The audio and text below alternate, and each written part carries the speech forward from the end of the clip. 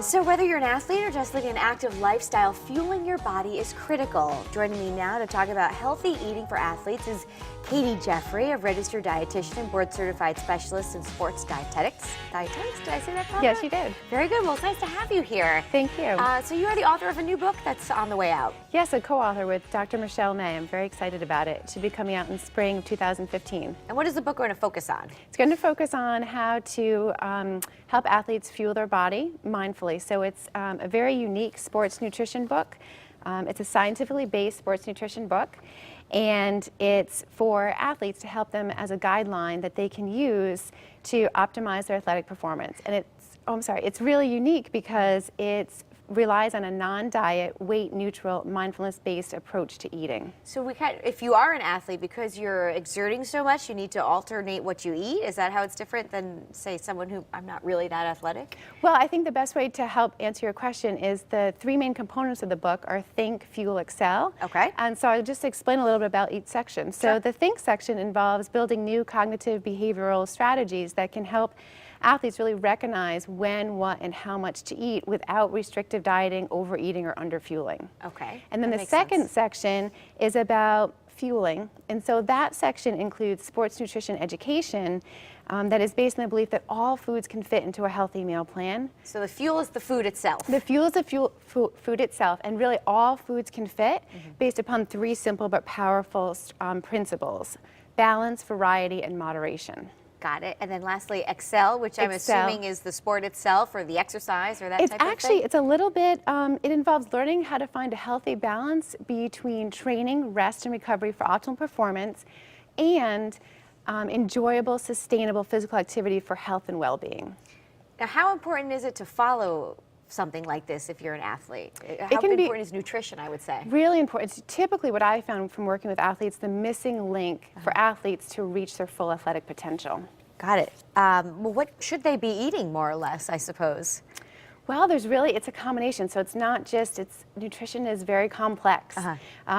So it's, to me, to just say exactly what they're eating. Depends the person, right? It depends on the person, yep. Carbohydrates, protein, and fats are all really important for that balanced meal plan. All right, and hydrating, I'm assuming, would be Hydrating very is huge extremely for them? important, yes. All right, so there's three main struggles that they run into trying to form their diet and trying to eat like this. Not having enough nutrition and sports information. Right, which would lead to subpar They need athletic your book. performance. They need my book, exactly, yes. All right, and then it would probably be having too much information? Yeah, so think Both about of those things? Both of those things. So some athletes cannot have enough information. Okay. And so they're not sure how to properly fuel their body or the best way to fuel their body. And other athletes have too much information due to the media and peers and their coaches. And so they're inundated with all this confusing, conflicting information, which leaves them feeling, what information do I follow? What should I eat? Right, what should I eat? How do I do it? And I think not only athletes, but people struggle with like a relationship with food. Exactly. Then there's other athletes who have the intention to eat healthfully. However, they struggle with the relationship with food. So they're either overeating, undereating, or even underfueling at times, or a combination of the three. And so, again, where do they go? Where do they turn to? In this book, because it's based on that mindfulness approach, it's an inside-out approach that has them focus on their internal feelings of fullness and satiety, or kind of their hunger and fullness cues, to get them back to realizing that, not just concentrating on what other people tell them to do. Okay, so let's talk a little bit more in depth about the mindful eating cycle. Sure. It starts with each meal? Yes, it starts with each meal, and the mindful eating cycle is really helpful because it helps athletes to decide how best to fuel and nourish their body. Got it.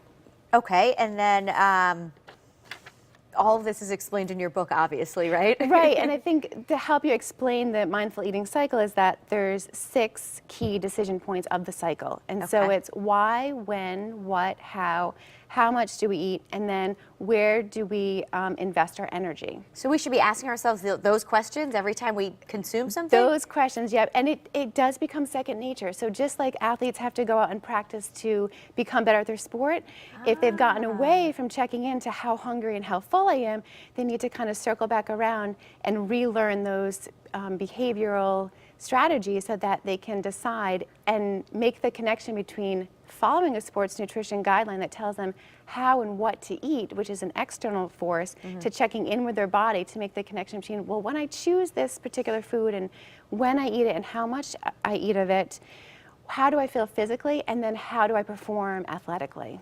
So I'm assuming a journal would probably help when you're starting this off? Yes, definitely. Very good. Well, where can we find your book? Well, it will be When out it's in the out. spring, of 2015, and it will be both on the amihungry.com website as well as on amazon.com. We'll look for it there. Thank you so much for Great. being here, Katie. Thank you.